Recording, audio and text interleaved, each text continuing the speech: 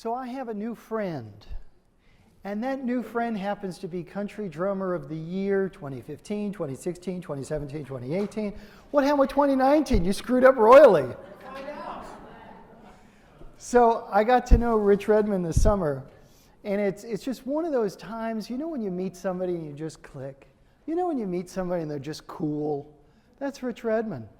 So Rich, ultimately outrageously successful in terms of, music.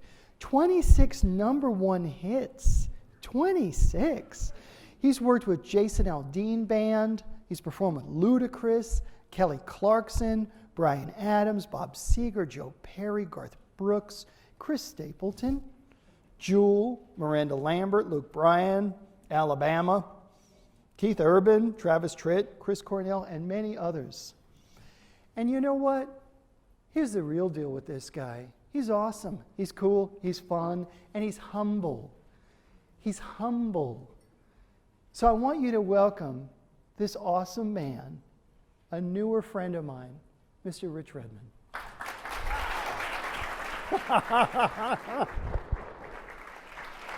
What's up, happy people? Are we happy? How about one more massive, the biggest of the evening so far, hand for Mr. Michael Duffy.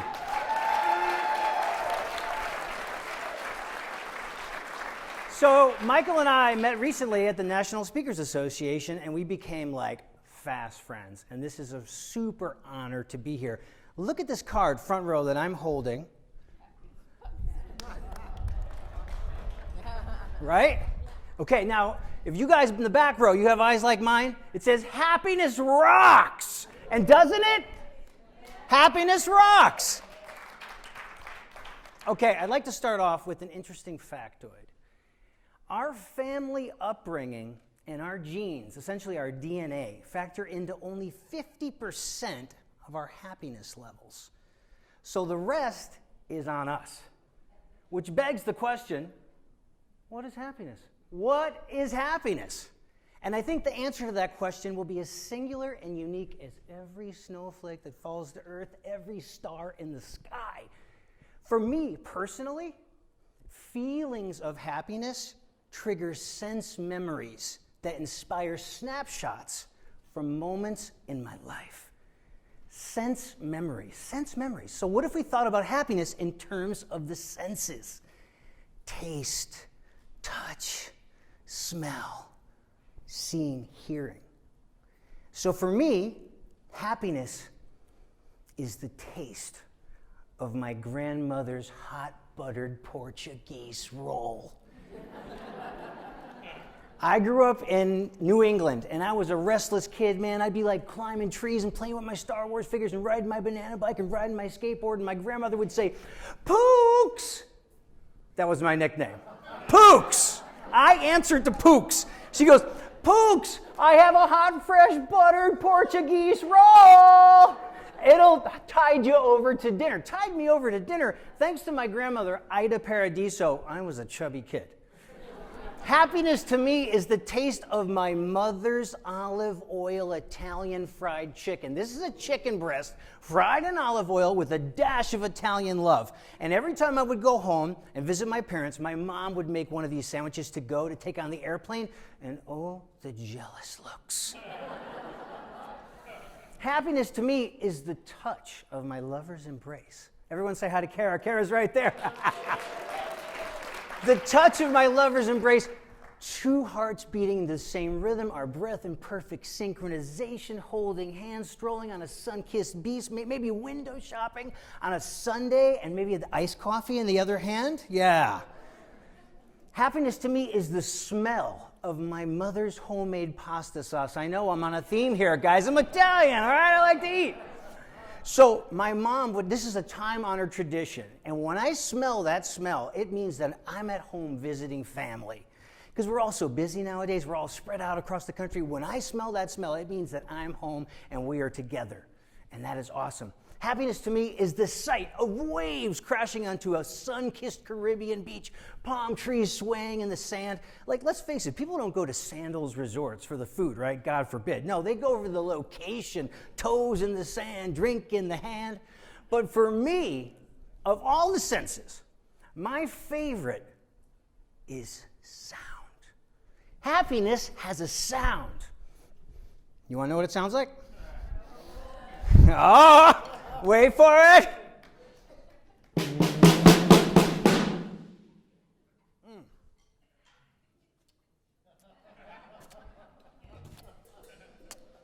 Oh, those things were good to me. That thing sounds great, and it looks great. Let's hear it from my friend Drew. My friend Drew brought this all the way from, starts with the sand. He's here in one of the sands. But that red sparkle snare drum reminds me of the blue sparkle snare drum that my dad bought for me in 1976. Like I said, I was a restless, high-energy kid, and I think my parents were looking for an outlet for my insane comic book energy. And they're like, my dad said, Rich, do you want to play the drums? And I said, immediately, yes. So he took me to the Milford Percussion and Guitar Workshop in Milford, Connecticut, and signed me up for lessons. I met my first teacher, Mr. Jack Berge. I was 6 years old. So here I am at the music store. The doors swing open like a saloon door in an old Western, and I hear this drum solo. It's like someone's really tearing it up. It's like In-A-Gadda-Da-Vida, man. And I wanted to be able to do that. Now, to most parents, that would be considered cacophony, like complete noise. But it was music to my ears. And I think secretly it was music to my dad's ears, because my dad was an accountant for 30 years, but I think he wanted to play the drums. So right then and there, my love affair with the drums began. And then a few years later, my dad got a promotion. The year was 1981. Dinosaurs roamed the earth, and we moved to El Paso, Texas. And this was great. I really benefited from this because Texas has always had this rich music education culture. So starting in the 5th grade band, I was in the symphonic band and the jazz ensemble and the marching band and the orchestra, and I just played and I played and I played, and the drums would always be in the corner, and they would like be whispering to me, come play me, Rich. Come play. And they were always there for me. And if I saw a set of drums at a nightclub or a cafe or a restaurant, I would go over and I would look at the drums and I would salivate and I would fantasize about playing the drums. And then I would hang out and I would wait for the band to play, and I'd watch the whole show. And then after the show, I'd go up and I'd look to see the drummer. I'd shake his hand and I would ask him questions. And I set some pretty lofty goals for myself as a young man. My goals were to hear myself on the radio, see myself on television, and travel the world on someone else's dime. And all these years later, I was able to do those things. Oh, it was from the sweat of my brow. It was from hard work. It was from persistence. It was from passion. It was from determination. But I loved what I was doing. So it never felt like work, right? When we love what we do, it never feels like work, which allows us to work harder and harder and to cultivate more success. And along the way, I got to do cool things, like play sold-out shows at iconic venues like Madison Square Garden and the Hollywood Bowl and Wrigley Field and Fenway Park and Red Rocks. But to tell you the truth, I would play the drums in the corner coffee house for free because I love the drums so much, and I still do. I still do that. Also along the way, I felt super lucky that I found my purpose in life. I found my purpose in life as a young man. You want to know what my purpose is? My purpose is to affect people in a positive way and change lives. And I know I can do that with my music. I've seen it happen. I've been to like 20 countries playing for the U.S. military, and I'm not going all the way over to Bosnia and Sarajevo to play a version of Brown Eyed Girl. I'm going over there to serve a slice of Americana and to spend time with each other, and I consider that my honor. So I love playing the drums. It makes me happy. And I use the drums as a conduit of my energy, and I send the energy out, and then people are happy with my drumming. So I can change lives every single day. So I get up every day with a smile on my face because I get to play the drums. Another thing I've realized along the way is that girlfriends would come and go. Even wives would come and go. But the drums never left me. They were always there. The drums were always there for me. I never got tired of them. They never got tired of me. And that's very powerful when something you love so much can be your best friend. The kind of happiness that never leaves you. Oh, I'm such a lucky guy. And I also realized this, that playing the drums makes me a super healthy person. Because when I play the drums, I use every muscle in my body. I sweat out all the toxins. Sometimes there's more toxins than others. Maybe at the end of the night tonight, there might be a couple more toxins. Sweat out all my toxins. I burn calories. I have low blood pressure. And actually, I have a new friend, Dr. Nadia Azar. She is a new friend. She is a researcher at the University of Windsor. She's doing a 4-year scientific study on the caloric burn and health impact of drummers. So she comes out to a show. This is a scientific study. It got funding, guys. Don't laugh. And so she comes out to the show. She hooks up all this stuff to me, electrodes. I go out and I play my 90-minute show. And she comes back and she says, Rich, you are burning over 1,000 calories in one 90-minute show. And you have the heart rate and heart health of an elite athlete. So I'm basically getting paid to work out. That's a pretty good job. Okay, so we talked about the senses and how they can factor into happiness. Now let's talk about just sound in general. Check this out.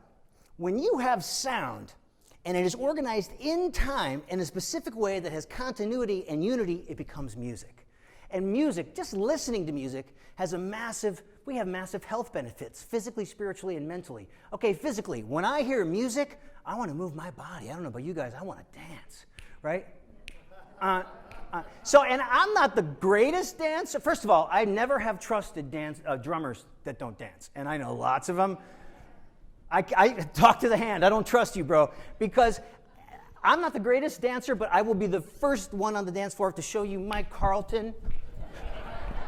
And can you imagine exercise without music? Can you imagine doing a 45-minute Barry's boot camp session or a uphill treadmill running? Or without music, that would be a long, miserable experience.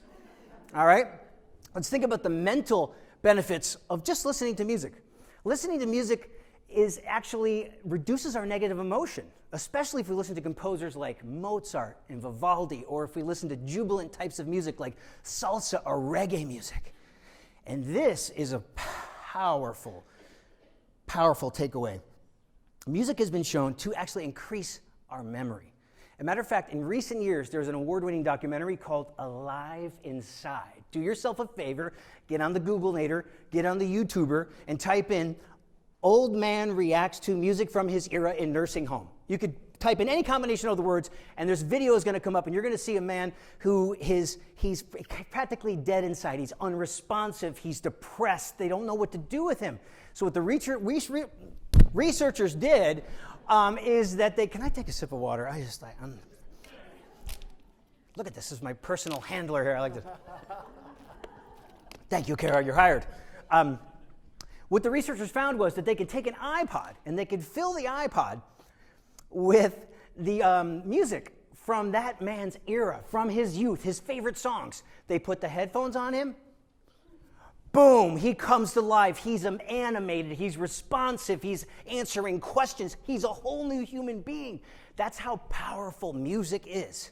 And it makes me think about my grandfather, Pasquale Paradiso. God rest his soul. We called him Pat Paradiso. And he was one of the many people every year that get diagnosed with dementia and Alzheimer's disease. And I wish I had known about this film, because I would have been able to take its findings and I would have been able to maybe try them on my grandfather. I would have been able to improve the quality of his life. But hindsight is 2020. We love you, Pat. Pat's up there fixing things. He was the best handyman on the planet. Mwah. Let's talk about the spiritual benefits of listening to music. Now, I don't know about you guys, but I see God in nature and music. Music touches our soul. It impacts us in a way that's not scientific, it's not intellectual. It just shows us our humanity, right? And it just shows us that there's something out there bigger than us, and that bigger thing is kind, and it's compassionate, and it's loving. All right, this is where it gets real. This is where I'm going to give you guys tools to stick in your back pocket and leave here empowered. I'm going to give you guys a happiness toolbox, 3 tools. The first tool of which is creating a happiness playlist, okay? So anybody have Spotify, Pandora? Probably both of those services were probably started 10 miles down the road, right? So you're paying $10 a month for all the music in the world, so there's no excuse. So what's on my happiness playlist? On my happiness playlist is the theme song to Rocky. Dun da da dun da da dun da dun dun. You know, and he's got these doing the He's doing the one-arm pushes. He's running through the streets of Philly. He's hitting the meat. He's downing the egg whites. Or what about Rocky 3? Unch, unch, unch, unch, unch, unch. I mean, I don't know about you, but this makes me want to be the best version of myself. I want to go get a workout. So if I'm sensing that I'm a negative Nelly and that I woke up on the wrong side of the bed, time to make the donuts, then I play this music and I'm able to reset the channel because I want to live in the land of unicorns and rainbows, right? And it's a hard thing to do. Unicorns are expensive to take care of and feed. What else would be on my playlist? The Pina Colada song. You guys remember this one? If you like Pina Colada. So I never said I was a singer. I make millions of dollars for singers. I help them make millions of dollars. Okay, so that's on there. That puts me in a great kind of mood, all right? Let's see, what else would be on my playlist? The music of Jeff Buckley. Do yourself a favor and listen to Jeff Buckley's version of Leonard Cohen's Hallelujah. You will be affected in a deep emotional way. Every time it happens to me, I get chills just talking about it. What else is on the playlist? The music of John Philip Sousa. He's one of our great American composers. He was responsible for writing all these amazing military marches. So I have a tradition. Every 4th of July, I go to the Hollywood Bowl. The Hollywood Bowl Orchestra is playing. The fireworks are going off. And I cry happy tears without fail. Because I hear that music and it makes me proud to be an American. Proud to be in this country where I can do anything I want and make all my dreams come true, all right? So there's your playlist, all right? You make your happiness playlist. Here's the next thing I want you to do. It's a life hack. It's so easy. It's a free app. You download it. It's called Relax Melodies. You load it onto your iPad, iPod, any kind of and what you do is you can essentially create your own nature orchestra. So we're talking about thunderstorms and rain and waves crashing on a beach, or white noise, or crickets, or frogs, or birds chirping, or even the purring of a cat. So you can mix this all together with your Bose noise-canceling headphones, right? And just, when I'm on a Southwest Airlines flight, which is like all the time, and there's crying babies and there's chaos, I just put my headphones on, and I have my nature orchestra, and I go into a meditative state, and I can stay grounded, and I can stay positive, and I get some work done on the flight, all right? So you have your playlist, you have your Relax Melodies app. What's the third thing we can do? What is the third thing we're going to do? You guys are going to go, that's kind of funny coming from a guy who gets paid to make so much noise, but I feel like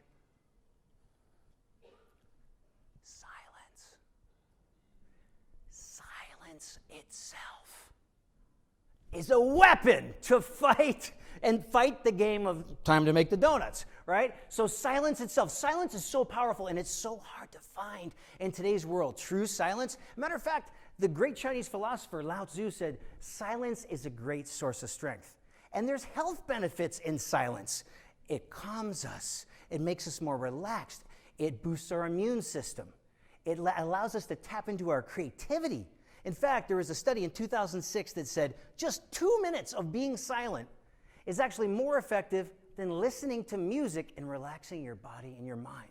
And in 2013, there was another study that said not 2 minutes, but 2 hours of silence can actually stimulate the growth of new cells in the hippocampus area of the brain, which is responsible for learning and memory and emotion. So win-win. So if I'm in that Uber car and the guy goes, what kind of music you want to listen to, man? I say, nothing. I don't want to hear anything. I look out the window, I take in my surroundings, I go inward, and I just have that moment. Okay, so I want to give you guys the gift of silence tonight. Now, you don't have to close your eyes. Some people aren't comfortable with that. I'm going to watch the clock for 15 seconds. You can go to your meditative state, and I want you to think about all the things that make you happy. It could be tasting your mother's food. It could be smelling your lover's cologne or perfume. It could be petting the family cat or dog. It could be spending time with family. It could be listening to your favorite song. All right? And we're going to start right now.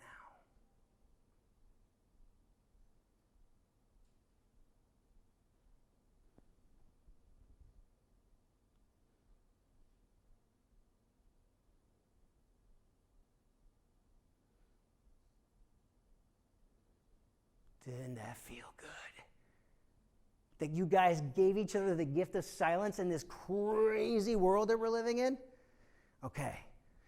So that's a great technique you can have in your bag of tricks. So that's your toolbox. So we talked about a lot of things tonight that make me happy. And there's one more thing that makes me happy. And that is the sound of my drums. And I'm going to share that with you guys tonight.